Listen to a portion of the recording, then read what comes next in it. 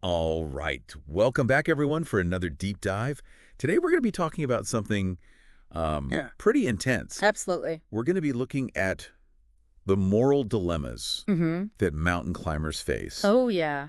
And we're basing this deep dive on a fascinating article called Moral Dilemmas of Mountaineers in Extreme Situations. Wow. Yeah, that's a heavy one. It really is. Yeah. Could just picture this, right? You're climbing this treacherous mountain. I can imagine it. The air is thin, the weather is unpredictable, Okay. and suddenly one of your fellow climbers falls. Oh. What do you do? That's It's a question, isn't it? Yeah, do you risk your own life to try and save them? Or do you prioritize your own survival? Exactly. And that's what we're going to be exploring today. It is. And this whole idea of self-preservation versus the urge to help others. It's fascinating, isn't it? It's really is. I mean, you've got this like primal instinct to survive. Oh, butting heads with this deep sense of loyalty to your team. Right. And just basic human empathy. Absolutely. And the article uses this really powerful example from 2008. Yeah. The Broad Peak incident. Do you remember that one? Oh, yeah. I remember reading about it. It was tragic. It was 11 climbers. Yeah. Got stranded high on the mountain. Right. And only 2 of them survived.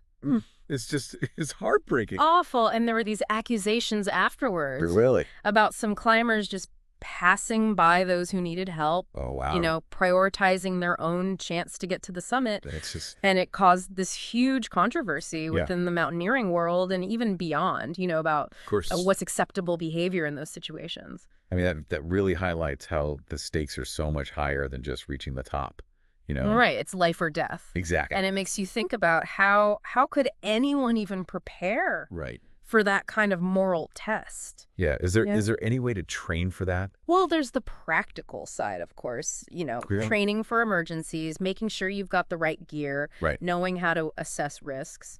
But the article goes deeper than that. Okay. It talks about the mental game. Oh, yeah. You have to be so mentally strong, too. Exactly. You need that incredible mental fortitude. Absolutely. To be able to make rational decisions even when you're exhausted and scared and, you know, your judgment might be clouded. Because you can't really think straight when you're in that survival mode. No. And there's a whole field of research, you know, on how extreme situations just completely change how people behave. Yeah. Like, even seasoned climbers can get hit with this thing called summit fever. Oh, yeah, I've heard of that. Where they become so fixated on reaching the top that they start making reckless choices. You're blinded by that goal. Absolutely. And they ignore the risks. So it's not just about being physically ready. Yeah. But like mentally and emotionally ready, too. Exactly. And that means recognizing those internal pressures and having strategies to deal with them. So with all of this in mind, like, are we seeing a shift in how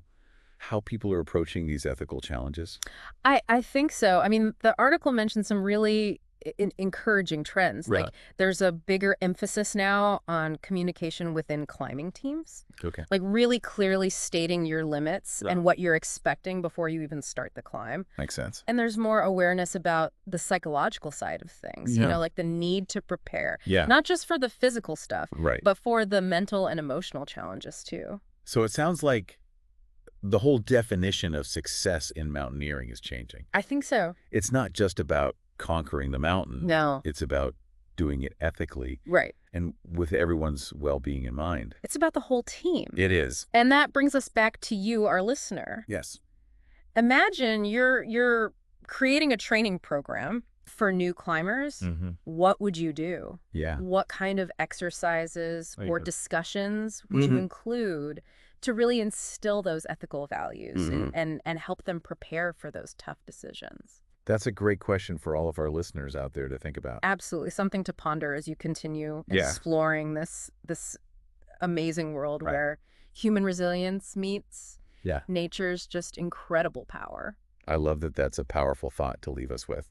I think so. Thank you so much for joining us for this deep dive. It's been a pleasure. We'll see you all at the next Intellectual Summit. Absolutely. Until then, keep climbing. Yeah. Keep exploring.